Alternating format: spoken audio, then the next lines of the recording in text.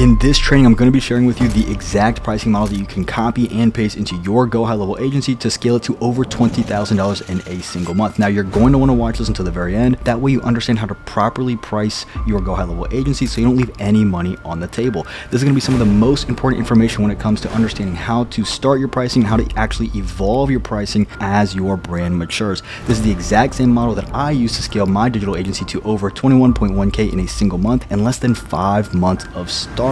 So again, if you are serious about understanding how to price your GoHighLevel agency to maximize your monthly recurring revenue, then you're going to want to watch until the very end. That way you understand exactly how to implement this approach, since it's not as simple as me just giving you a price and you running with it. Otherwise, you're going to mess up your pricing and leave money on the table because you're either going to charge too much and scare people away, or you're going to charge too little and not make as much money as you should. So let's go ahead and remove all distractions and let's get started. To start, understand that price impacts your close rate, your churn rate, and your client satisfaction rate. If you didn't know, these metrics are going to dictate your bottom line almost entirely when we examine bottle funnel performance. Now, too many coaches will advise you to price solely based on value, but I'm going to debunk this approach with one analogy about gas stations of all things.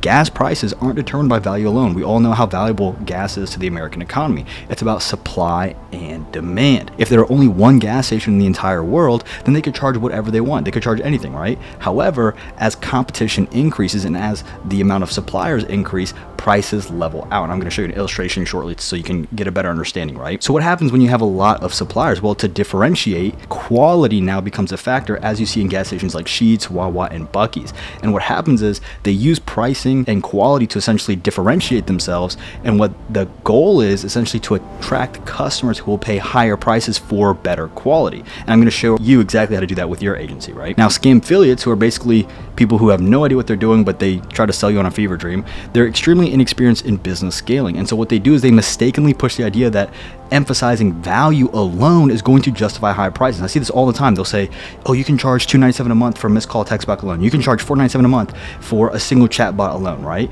And what they fail to realize is that, yes, those are valuable. However, if you factor in supply, then those prices are going to level out. So price needs to factor in supply, demand, and even quality. And as any of these variables change, so does the price. Welcome to Economics 101. I'm going to show you an illustration right now to kind of give you a better understanding, right? This is a very simple supply and demand curve. If you haven't seen it before, I'm going to walk through it. If you have, bear with me because I'm going to show you how this applies to your agency, right? So on the left side right here, we have P for price. At the bottom here, we have Q for quantity, or like number of units sold or number of clients.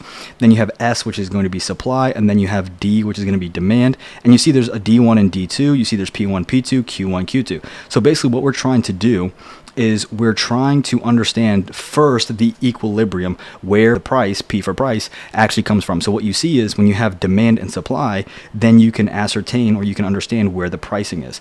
The goal obviously would be to charge more and to have more clients, right? So we want to move this to P2 and move this to Q2. As you can see, this advances further on the Q graph and this advances further on the P axis, rather, not graph axis. So the way we do that is we have to essentially use marketing and sales. This is where marketing and sales comes to the picture, right? So marketing and sales, they essentially attempt to manipulate P, which is price, by factoring in value, right? And what we call this is, we call this perceived value. So perceived value is essentially a customer's own perception of a product or service's merit or desirability to them, right? Especially in comparison to possibly your competition. Now, perceived value is going to be measured by the price that people are willing to pay for a good or service. So again, before we move on, the entire goal is understanding where you lie in this graph, because you are a supplier and essentially the market is the demand, and you're trying to shift your prices up. You're trying to increase the amount of clients. So that's where we're trying to use marketing and sales to push this from D1 to D2. And by shifting the demand curve further along the two axes, hopefully I said that right, but shifting along in the graph, right, advancing it, as it moves up the supply curve, then you see P2 and Q2 appear, which are obviously higher, right? If you alternatively, or in the opposite direction, right? If you mess up your marketing and sales, you can actually shift this the wrong way, and you can actually lower your pricing and lower the clients that want to work with you if you do marketing and sales poorly, right?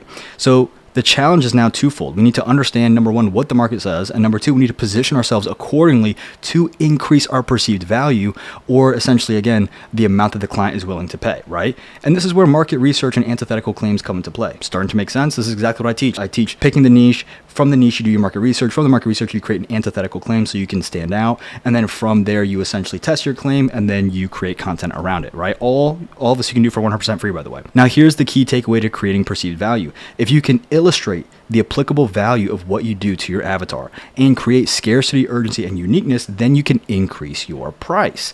Now, I want to be very clear. You're not going to do it by putting fake timers on your website. You're not going to do it by putting an imaginary clock or imaginary limits and then really just accepting and working with everybody and really just resetting the timer every time they come to your landing page, right? You do it by actually positioning your solution antithetical to the market and using real timers, real limits. And then when you do that, you actually have to turn down leads at times. You have to actually say, hey, my calendar's full. Should have hopped on when you could have, right?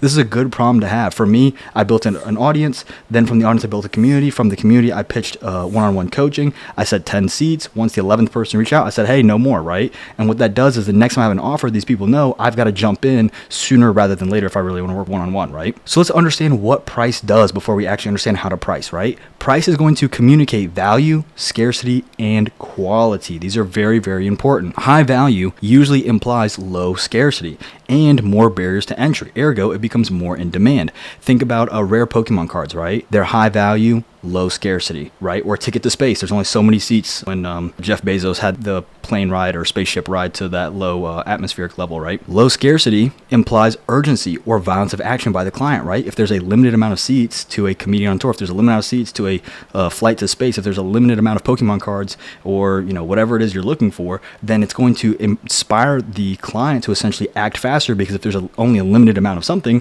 then they want to get it before it's gone, right? And you've probably heard that before in marketing campaigns. And then high quality implies higher price because of the associated cost to provide such quality, and vice versa. So think about a fancy restaurant. You're going to assume they have higher prices because they have to pay for higher quality people, higher quality ingredients. However, they could be using the same ingredients as a street vendor. And with the street vendor, you're going to assume lower prices because you assume it's lower quality, right? No shade to street vendors, some of the best food I've ever had, but that's just the illusion that pricing creates, right? Now you can use price for other aspects as well. Everything depends on your niche. And that's why I stress so much importance on understanding how to actually pick a niche and how to actually niche down to create your own niche within that subsegment. And if you are struggling with that, I have a 100% free training. You don't need to give me your name, email, phone number, nothing. All you do is, if you want this document or if you want the document I have referenced here, just hit me up on social media, Facebook, Instagram, TikTok, at Alec J. Roy. I'll get this to you free of charge. Just let me know what you want. Or you can find a YouTube video. It has the exact same name on my channel, and I'll link it somewhere. But essentially, that's going to be a training if you don't have a niche. So that's going to help you if you need help niching down. Now, for example, to give you an example about how pricing can really affect perception, I've easily coached hundreds of people, if not thousands of small business owners. While my content and my delivery and my advice has rarely changed because it works, at least in my experience, I've noticed that only the people who pay a significant amount of money will actually follow through on everything or anything. And even when I've offered discounted or free coaching sessions as a raffle, people still don't show up. It's crazy. But then they'll turn around, and the second I slap a $3,000 price tag on something, now all of a sudden, now people want to pay attention. And then what happens? They rave over the success the program brings them, even though it was the same advice I gave them for free that they didn't act on, right? And this pricing mystery, at least it's a mystery to me, illustrates the third bullet point that I mentioned above, which was high quality implies higher price because of the associated cost to provide such quality. In this case, vice versa, right? The high price implies high quality because of the implied improvement, right? So it's really, truly a pricing mystery to me, but that just gives you an illustration of how I've seen it firsthand. And maybe you've done this too, right? Somebody gives you great advice. It's like, whatever. Then you go to pay a coach or pay someone or buy something. And then you see, oh, they were telling me the exact same thing I could have got for free, right? So in short, price is going to communicate several important factors, both consciously and on the subconscious level. It can also communicate that you have no idea what you're doing if you price incorrectly, right? Nothing says that you are inexperienced faster than you not having a pricing structure or a structure in general, right? So what's the pricing model that I use in my high-level agency called SASO Funnels? This is what I recommend, okay? And the reason I use this is because I believe it's the simplest, most effective method to starting and scaling. I always have been a fan of keeping things as simple as possible because I've just seen the best results on my end. It makes my life much easier, and it's much easier to sell to the client. I don't want to have a cheesecake menu of things, right? What I do is I call this the done-for-you client retention model and done-for-you client acquisition model. And you can learn more about it. This is another free resource you can get for 100% free. It's the same exact title as the YouTube video, and I'll link that as well. But essentially, what I do is I custom build a retention funnel. And then what that does is essentially ensures that you or your client keeps all of your old clients, it keeps any client coming into the funnel, and it prepares a system that can handle an increase in volume, which is going to be the same thing as demand, right? So if it can handle an increase in volume, ergo, it can handle an increase in demand. So again, the whole goal of the client retention model is I'm going to make sure that I can retain every single client, both old and new, and I'm not letting any leads slip through the cracks. Then, now that I know that I have a really good system that's ironclad and it can hold everybody in place, now I can focus on upselling into driving traffic, because now I can say, hey, now that I have a proven system that's going to hold your traffic, that's going to hold your clients, now we can flood the system with traffic, with new clients, with new leads, because the system is going to be able to handle it, right? I don't know what this illustration is, but just bear with me, okay? Again, like I said, the upsell focuses on driving the traffic since they can handle it now. And this is the creation process, right? So first you have to make sure that you're able to do what you said you're going to do. Then you build your own conversion mechanism, which is basically your own client retention model. And now that you can handle an inflow of clients, now all you have to do is focus on traffic generation. This is really nice as well, because the conversion mechanism is usually a one-time setup and then you're just optimizing it. Traffic is something you have to do every day, right? You have to run ads, you have to do cold emailing, cold calling, soliciting. I hate all of those. So what I do is I use content, because content is going to allow me to do this for 100% free. But whatever your model is, that's perfectly fine. But you can agree with me, whatever it is, that you have to do it on a consistent basis. And you're really not changing your funnel every day. Otherwise, you can't track the metrics, right? And so using this model, it allows me to charge a setup fee to set up everything, right? Set up the conversion mechanism, and then a back end subscription where they pay every month to use the model, and it has upsell potential. And the nice thing is, because I'm focusing on the client retention model and then upselling them, there's no pressure on the client. So I'm not like, hey, you have to do this, you have to do this, you have to do this. I'm just getting my foot in the door, and then through natural organic client relationships, I can upsell them into the traffic. And don't worry, I'm laying the groundwork here so you understand where the pricing model comes into play, okay? Now, this model allows for easy scalability since fulfillment becomes productized, and your focus can rely on content that converts. And that's what I'm saying here. This is a one-time creation with some tweaks, and then traffic is a consistent game, right? Additionally, it's going to allow for a lot of flexibility for beginners and for advanced businesses. And again, I covered that more in the training, so I'm not going to go too in depth here, right? The focus here is going to be the pricing and packages, right? So let's look at the recommended offer packages. And again, this is just my experience. This is just my opinion. This is just from the hundreds and thousands of people that I've coached. So you don't have to do it this way. This is just from my experience, right? If somebody else has a better way that you like it, by all means, go with what you like, because then at least you'll do it, right? So remember, the idea is to have it very simple. If it gets too hectic, it's going to get really frustrating to keep up with, and the complexity is going to push people away. It's also going to be really hard for you to manage and delegate. So again, like I said earlier, you do not need a Cheesecake Factory menu of things. Just keep it simple, okay? So I basically have 3 models, and I'll show you 2 different ways you can have those 3 models, right? Number 1 is GoHighLevel, simple setup, and then templates. So this would be in like package 1. Package 2 would be GoHighLevel, as many automations as you want, unlimited seats, unlimited users, any feature within HighLevel itself. And then the third one would be GoHighLevel plus any third-party integration. So if your clients work with Service Titan, HouseCaller Pro, The Knot, any kind of third-party software that is more of a niche-specific CRM, once the client turns from a lead into a client, then you can integrate it there, right? In this case, what you do is GoHighLevel basically acts as the marketing CRM. Once they convert from lead into customer, then they get dropped into the client-specific CRM, right? And that's worked out really nicely. If you don't like that model, you can go even simpler, and this is what I like to do personally. I'll say any and all things GHL, or package 1.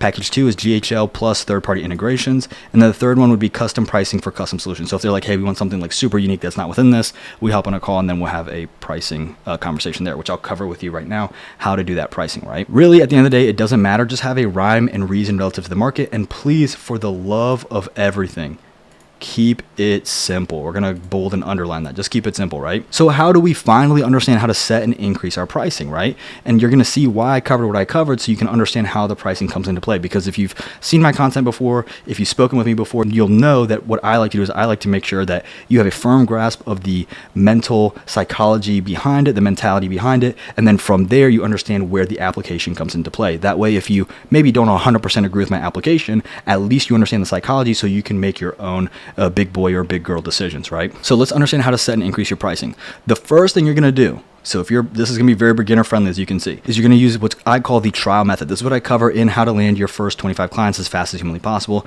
This is what I call dirty scaling on the offensive. Again, you can find it all in that training, but just to give you a very quick recap, this model focuses on starting with the client retention model, which is everything within high level, right? No traffic generation. So we can later upsell the client into acquisition, right? Go back to the illustration, you can check it out. This model is going to allow you to assume risk so you can further entice strangers to join your client retention model while simultaneously learning what they like and dislike about your system, allowing you to improve as you land more clients.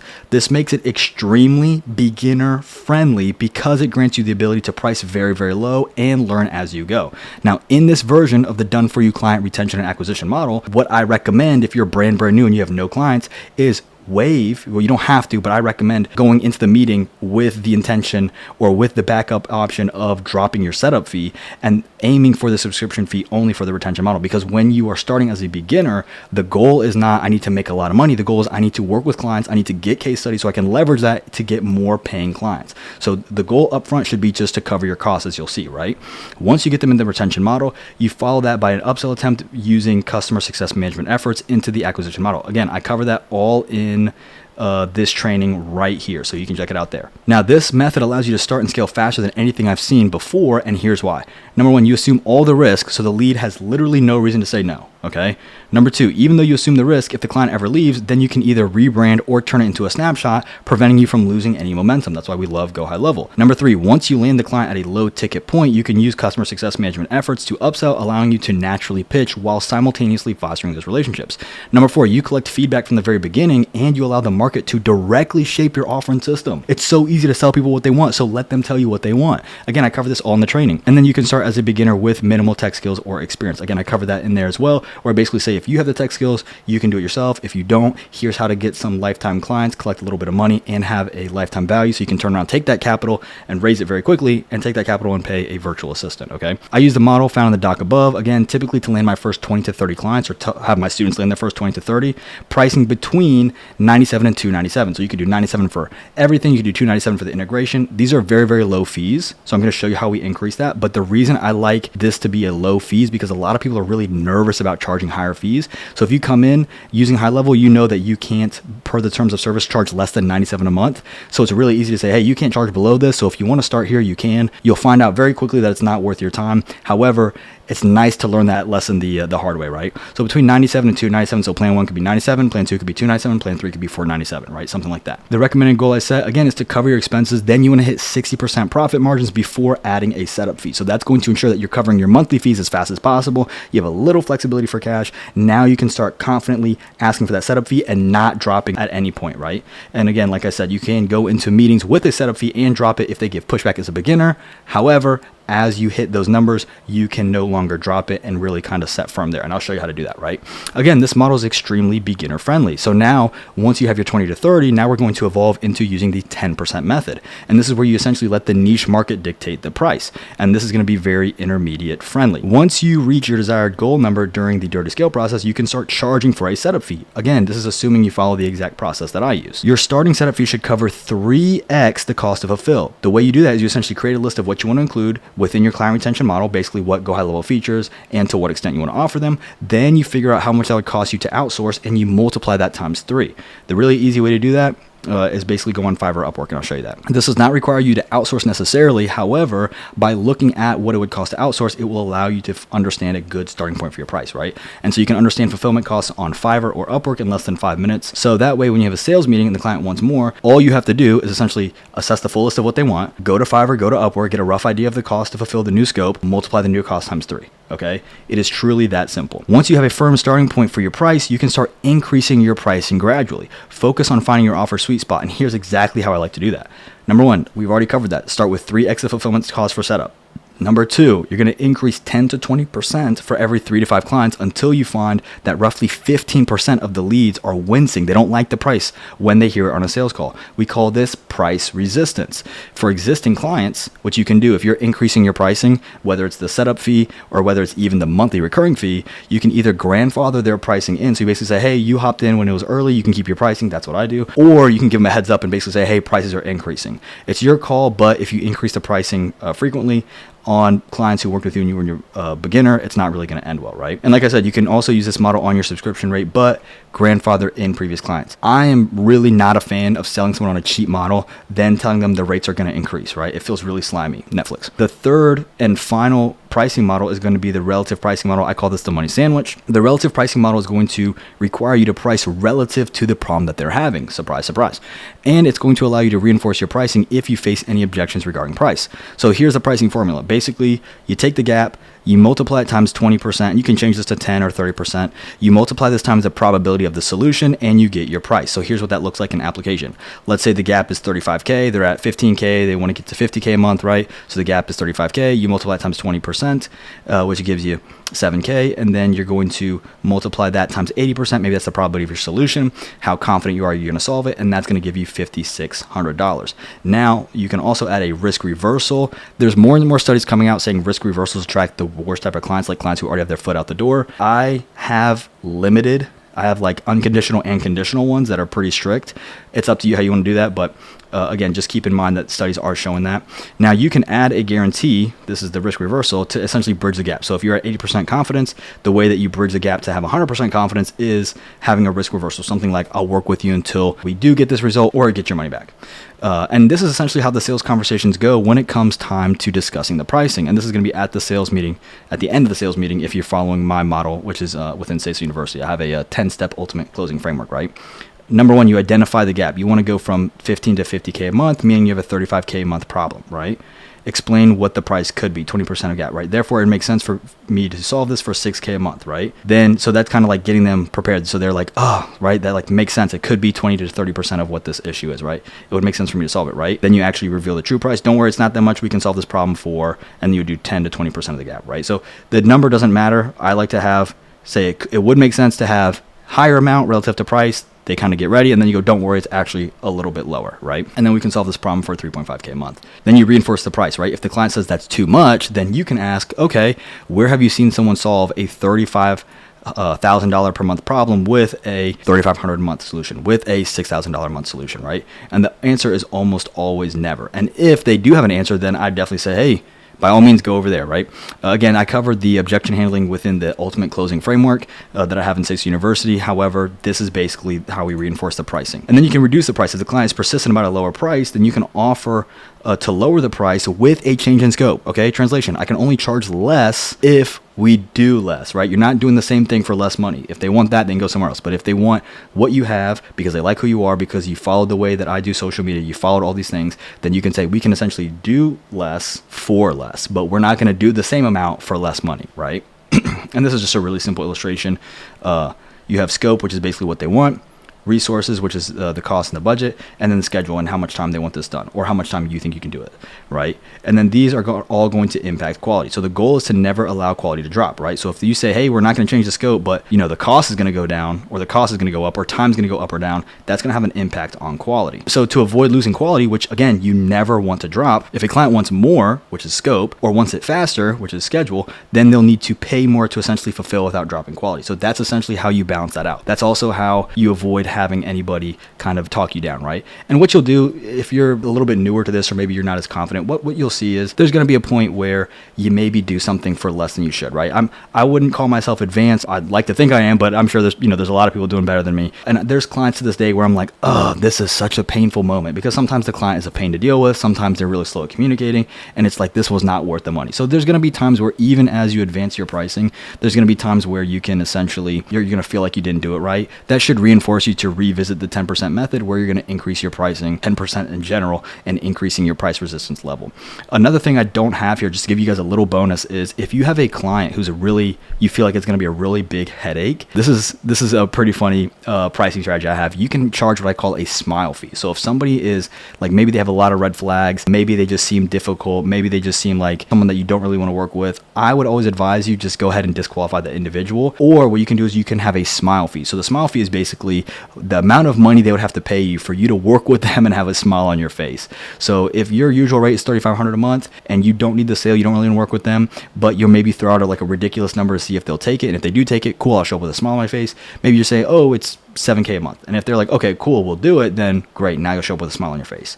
So that's a fun thing that you can do if you really don't like the client too much, but you still want to see if they'll take the bite, or take the bait rather. But if you really see that they have a lot of red flags, it might be better just for you not to work with them. Sometimes there's no amount of money in the world, but that's just a little trick I like to do, right? So let's wrap all this up. Your pricing should make sense. You should have a scientific, data-driven approach to pricing. However, you should not get so hung up on pricing that it restricts you, right? So what I like to do, just really simply put, start lower than ideal, get to the point where you're covering your expenses plus some, right? That's the trial method.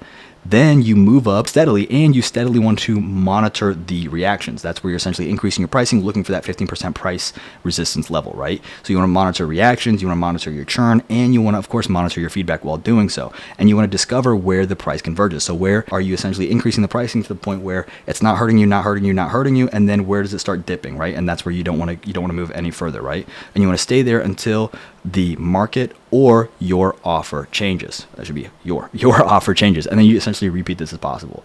So that's everything for the pricing model. If you have any questions at all, you can comment them below. If you want to join SASO University, where we essentially have group calls twice a week, we cover all this in depth. We have a 7-step $0 client acquisition model, and we have a bunch of trainings, a very exclusive private community. If you want to join that, I'll put a link below. But hope this helps. Let me know if you have any questions on pricing. Let me know how you feel about this. Does this help you? Does this hurt you? Do you feel like there's value here? Do you feel like it's a complete waste of time? I definitely appreciate your feedback, and I'll see you in the next video.